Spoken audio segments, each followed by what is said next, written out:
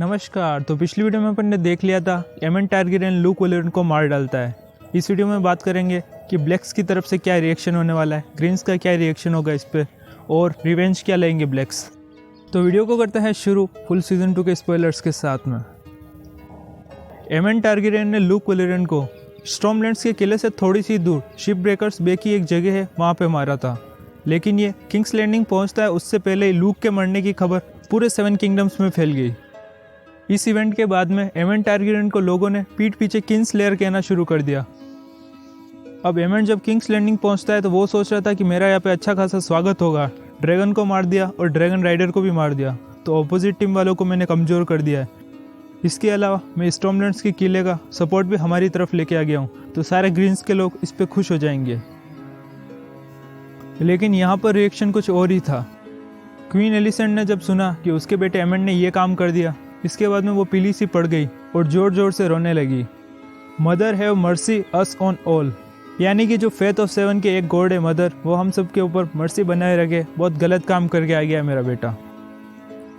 Auto Hightower, जो कि जाते समय एमन को टिप्स दे रहा था कि वहाँ पे क्या क्या करना है, वो भी लूक के मारने की वजह से अब इसके ऊपर बिल्कुल खुश नहीं था। उसने एमन के पास में आकर बोला, तुमने केवल एक आँख खोई थी, लेकिन तुम इतने अंधे कैसे हो सकते हो कि तुमने एक छोटे से बच्चे को मार डाला। अब ज़्यादातर ग्रीन्स के लोगों का यही रिएक्शन था। कोई भी एमन ने जो काम किया उस पर खुश नहीं था। लेकिन किंग एगोन सेकंड टारगेरियन ये खुश था, इसके भाई ने कुछ अच्छा काम करके आया।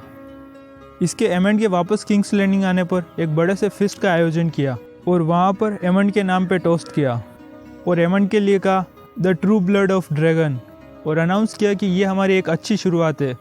हमने हमारे एक दुश्मन और उसके ड्रैगन को तो मार डाला है। लूक के मरने की खबर जब ड्रैगनस्टोन पहुंची तो वहां पर उसकी मां रेनिरा एक सदमे से नीचे गिर गई और बिलक बिलक कर रोने लगी। उस समय पर बड़ा बेटा जैक और डेमन टारगेरियन दोनों ही ड्रैगनस्टोन पर नहीं थे। अब यहाँ पे मैं तुम्हें एक चीज़ बताऊं, तो जो तुमने फर्स्ट वाला वीडियो देखा है जिसमें डेमन हेरेनोल के ऊपर अटैक करता है, सेकंड वीडियो देखा जो कि तुमने उसके अंदर जैक जाता है नॉर्थ के अंदर, और थर्ड वीडियो में लूक की डेथ होती है। ये तीनों के तीनों इवेंट्स एक ही टाइम पे हो रहे, मतलब कि एक ही टाइम पर वेस्टरोस में अलग अलग जगह ये इवेंट्स हो रहे हैं। इसीलिए लूक के मरने की खबर जब ड्रैगनस्टोन पहुंचती है तब जैक यहाँ पर नहीं होता है, वो नॉर्थ में गया हुआ होता है। लूक के मरने पर सबसे ज़्यादा गुस्सा उसका छोटा भाई जोफ्री होता है और वो एक भयंकर कसम खाता है कि मैं एमन और बोरस बराथियन से इस चीज़ का ज़रूर बदला लूँगा। वो अपने ड्रैगन लेके उनको मारने के लिए जाने ही वाला होता है। कई बार वो कोशिश करता है, लेकिन क्वीन रेनस और कोलस होल्डन उसको रोक देते हैं और जैसे तैसे करके उसको शांत करते हैं। अब लूक के मरने के बाद में वापस एक ब्लैक काउंसिल रखी गई, जिसमें डेमन और जैक तो नहीं आ पाए, लेकिन कोलस होल्डन, रेनस और इनके छोटे मोटे अलाइज रेनिरा, ये सारे ड्रैगनस्टोन पर वापस इकट्ठा हुए।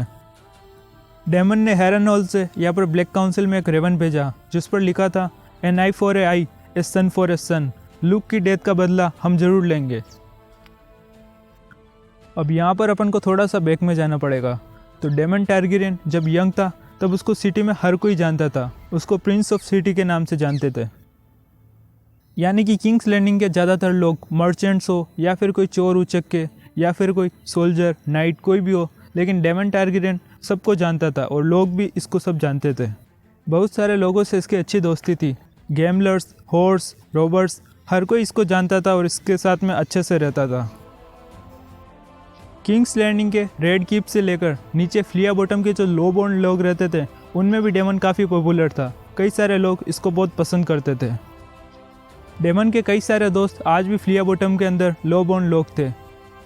इसके अलावा भले ही ओटो ने गोल्ड क्लॉक्स में से डेमन के लॉयल्स को बाहर निकाल दिया हो, लेकिन डेमन के लॉयल अभी भी गोल्ड क्लॉक के अंदर थे। मतलब कि इसको पसंद करने वाले बहुत सारे लोग हैं। डेमन को चाहने वाले कोर्ट से लेकर स्मॉल काउंसिल तक के अंदर है।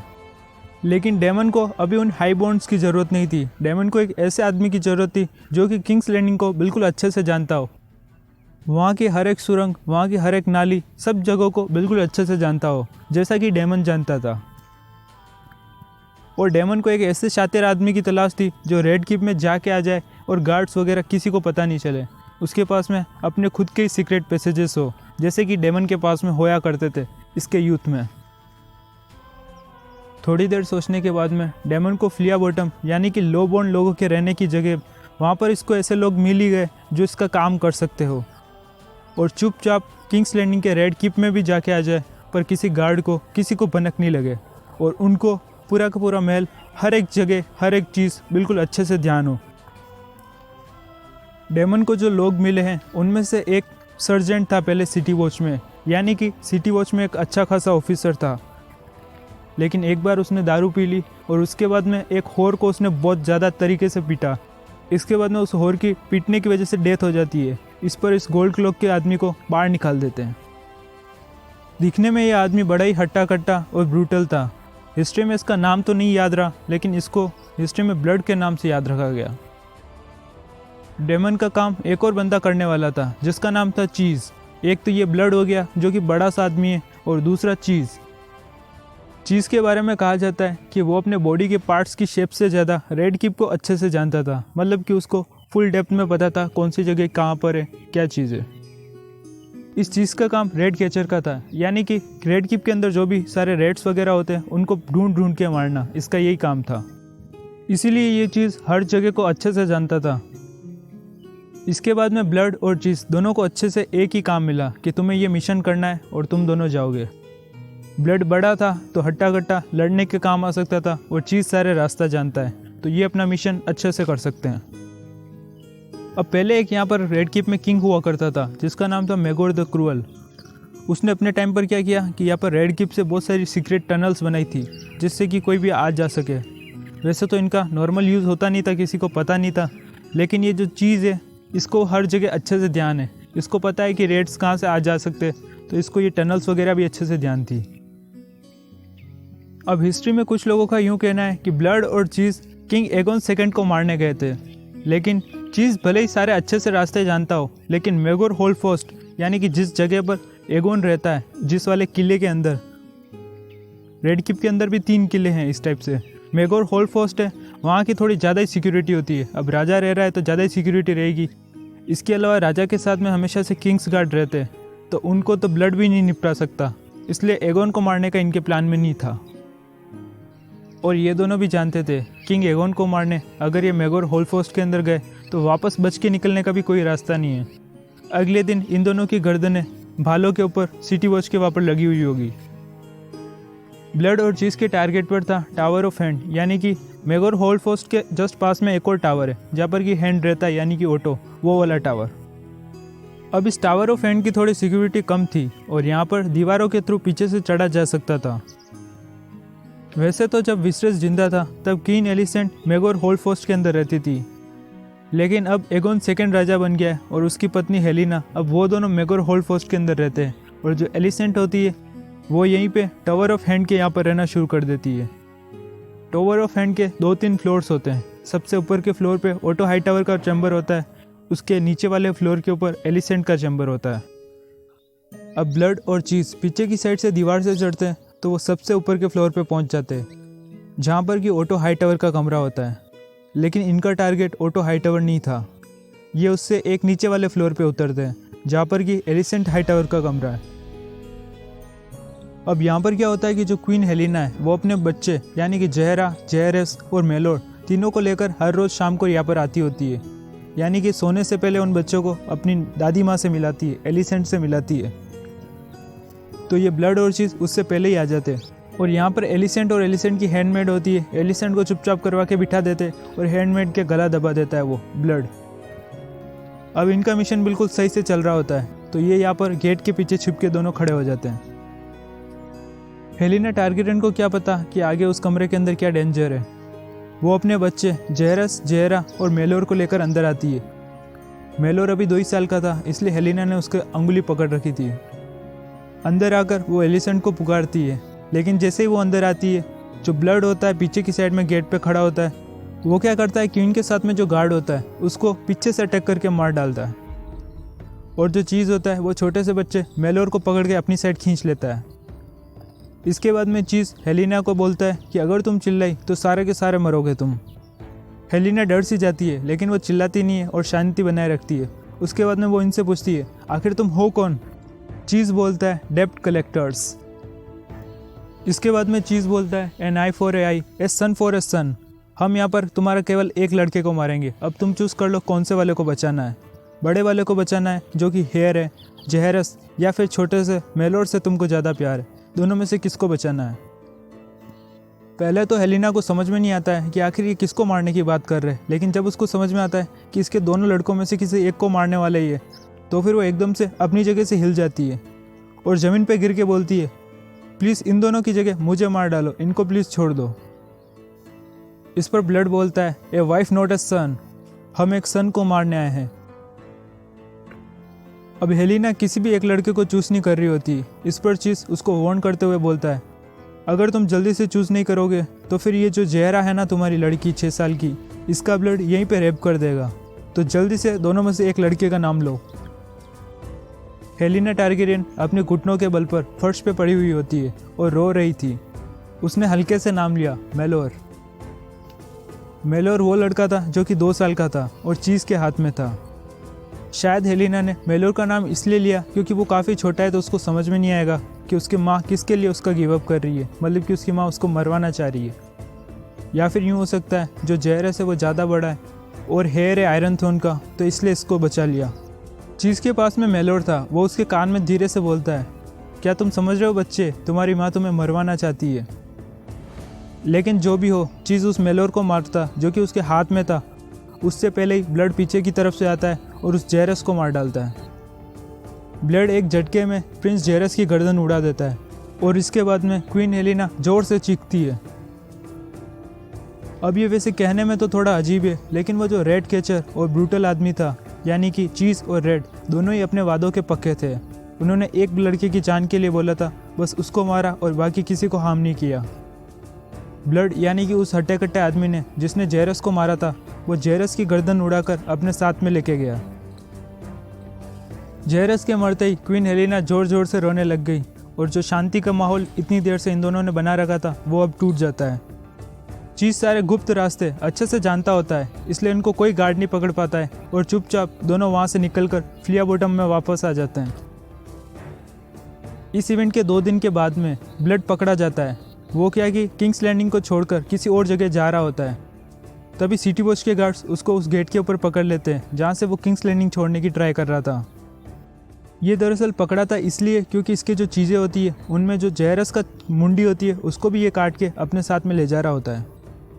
तो गार्ड्स जब इसकी तलाशी लेते हैं तो वो मुंडी पकड़ा जाती है और उससे पता चल जाता है कि ये क्रिमिनल है। इसके बाद में इसको पकड़कर लॉर्ड कन्फेसर के पास में ले जाया जाता है, यानी कि लैरस टोंग के पास में। लैरस टोंग किंग कन्फेसर होता है, यानी कि वो जो आदमी 3D टॉर्चर करता है और लोगों के मुंह से सच उगलवा देता है पीट पीट के, वो वाला काम सारा लैरस टोंग का होता है। तो लैरस इसको जब बहुत भारी टॉर्चर करता है तो ये बता देता है कि मैं यहाँ से हेरनॉल जा रहा था और वहाँ पर प्रिंस डेमन को ये मुंडी देता जिससे वो मुझे रिवार्ड देते हैं। अब ब्लड यानी कि हट्टा कट्टा आदमी तो पकड़ा गया, लेकिन चीज़ का पकड़ाना बाकी था। इस ब्लड को जब टॉर्चर में बहुत ज़्यादा पीटा जाता है तब ये सच उगल देता है कि मेरे साथ में एक और आदमी भी था जिसका नाम है चीज़, और हम दोनों कोई अपने दिमाग से काम नहीं कर रहे, हमारे ऊपर भी एक और मास्टरमाइंड है जिसका ये सारा प्लान था। तो टोटल हम 3 लोग हैं। थोड़ी देर बाद में ये सच उगलता है कि हमारे साथ में जो तीसरा मास्टरमाइंड है जो कि हमारे ऊपर था, वो एक होर है जो कि दिखने में थोड़ी पतली सी और उम्र दराज है।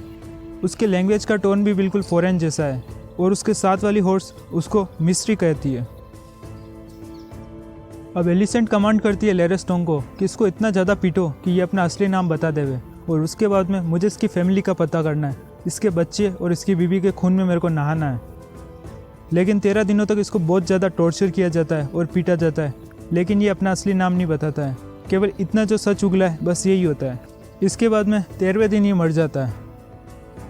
इसके बाद में सर लूथर ल्यूजेंड जो कि गोल्ड क्लॉक्स के हेड है, वो अपने सारे गोल्ड क्लॉक को लेकर एक ही काम करते हैं कि पूरी सिटी में कई दिनों तक अगले इसी चीज़ और उस जो मास्टरमाइंड होती है होर, उसको ढूंढने की कोशिश करते हैं। ये सोल्जर्स रेड कीप से लेकर फ्लिया बॉटम तक हर एक होर के कपड़े उतार के देखते हैं और हर एक आदमी को सही से चेक करते हैं, लेकिन जो चीज़ होता है और जो मिस्री वाइट फॉर्म होती है, इन दोनों में से कोई भी नहीं मिलता है। जेरस के मरने पर एगोन सेकंड भी काफ़ी ज़्यादा दुखी और गुस्से में हो जाता है। उसी के रेड किप में से कोई आके इसके बच्चे को मार के चला जाता है और ये कुछ भी नहीं कर पाता है।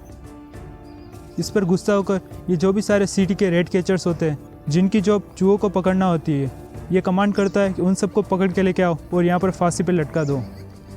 इसके कमांड की पालना होती है और इसके बाद में अगले ही दिन 100 रेड कैचर्स फांसी के फंदे के ऊपर लटके हुए होते हैं।